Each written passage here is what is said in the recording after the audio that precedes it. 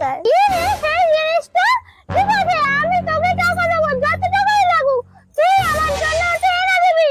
আরে এমন কিছু জিনিস না যে তোমাকে আবার আনতে দিতে হবে। আমি ভীমবার দিয়ে দান মাছি তো, ভীম ভাই 100 লেবু শক্তি। হ্যাঁ দেখো না বাসনপত্র কিরম ছকছক করে, ওটা দিয়ে দাঁত মাছি না, দাঁত পুরো বাসনের মতো ছকছক ছকছক করে।